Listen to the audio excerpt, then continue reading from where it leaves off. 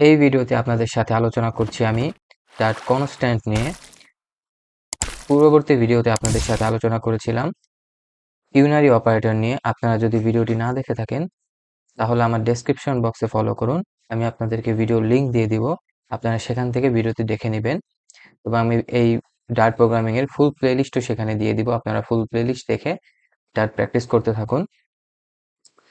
তো আজকের ভিডিওতে আপনাদের সাথে আলোচনা করছি ডাট কনস্ট্যান্ট নিয়ে। কনস্ট্যান্ট শব্দের বাংলা অর্থ কি? কনস্ট্যান্ট শব্দের বাংলা অর্থ হচ্ছে ধ্রুবক বা ধ্রুব, যেটার কোনো পরিবর্তন হয় না। যদি এরকম কোনো ভ্যালু আমরা আমাদের প্রোগ্রামের মধ্যে ডিফাইন করি যার কোনো পরিবর্তন হবে না, তখন সেই ভ্যালুটাকে আমরা বলবো কনস্ট্যান্ট ভ্যালু। এখন ডাটে আমরা কনস্ট্যান্ট ডিফাইন করি তখন আমরা দুইটা কিওয়ার্ড দিয়ে ডিফাইন করি, একটা হচ্ছে ফাইনাল কিওয়ার্ড আর একটা হচ্ছে কনস্ট্যান্ট কিওয়ার্ড।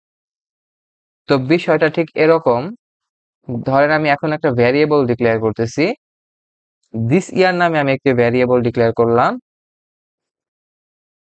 এখন এই ভ্যারিয়েবলের ভ্যালু আমি দিতেছি 2030 সাল, অর্থাৎ আমার এখন এই সালটা 2030।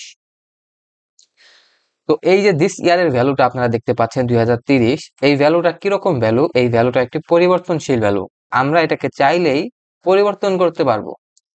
আমরা এখন একটু কোডটাকে রান করে দেখি। আমাদের কোডের ফলাফল আসছে 2030 সাল। এখন আমরা চাইলেই এই ভ্যালুটাকে পরিবর্তন করতে পারবো কিংবা রিঅ্যাসাইন করতে পারবো। যেমন দেখেন, এখানে আমি 2030 এর ভ্যালুকে পরিবর্তন করে 2040 করে দিচ্ছি। এখন যদি আমরা একটু রান করে দেখি 2040 সাল, আবার আমরা এই ভ্যালুটাকে চাইলে 2050 করতে পারবো।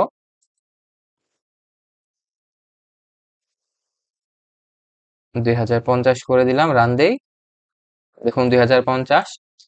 এর মানে আমি এটাই বোঝাতে চাচ্ছি যে আমরা যখন ভ্যারিয়েবল ডিক্লেয়ার করতাম var কিওয়ার্ড ব্যবহার করে, তো আমরা সেই ভ্যালুটাকে চাইলেই পরিবর্তন করতে পারতাম। কিন্তু এখন যদি আমরা এখানে কনস্ট্যান্ট কিওয়ার্ড ব্যবহার করি, অর্থাৎ কনস্ট্যান্ট অথবা ফাইনাল কিওয়ার্ড ব্যবহার করি, আমরা চাইলেই সেই ভ্যালুকে আর দ্বিতীয়বার পরিবর্তন করতে পারবো না কিংবা রিঅ্যাসাইন করতে পারবো না। যেমন আপনি দেখতে পাচ্ছেন এখানে আমাকে ইরর দেখাচ্ছে দুইটা, মানে আমার এই দুইটা লাইন ইরর হয়েছে, কারণ আমি কনস্ট্যান্ট কিওয়ার্ড ব্যবহার করেছি।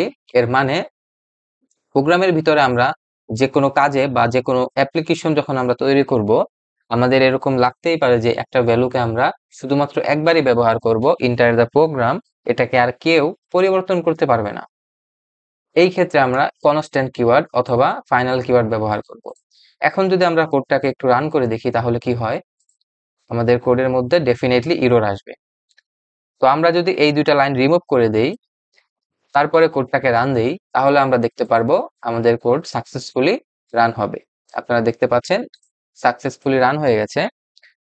এই কাজটাকে আমরা কনস্ট্যান্ট কিওয়ার্ডের পরিবর্তে ফাইনাল কিওয়ার্ড দিয়েও করতে পারবো, ফলাফল একই আসবে।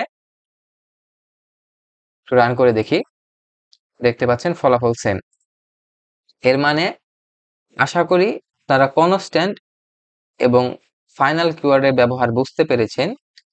আমরা যখন কোনো ভ্যালু পরিবর্তন করতে চাইবো না, তখন আমরা এই দুইটা কিওয়ার্ড ব্যবহার করব। তো আজকের ভিডিও এই পর্যন্তই। পরবর্তী ভিডিওতে আপনাদের জন্য থাকবে লিস্ট প্রপার্টিজ নিয়ে। তো পরবর্তী ভিডিও মিস করতে না চাইলে আমার চ্যানেলটিকে সাবস্ক্রাইব করে রাখুন এবং বেল বাটন অন করে রাখুন। ধন্যবাদ সবাইকে।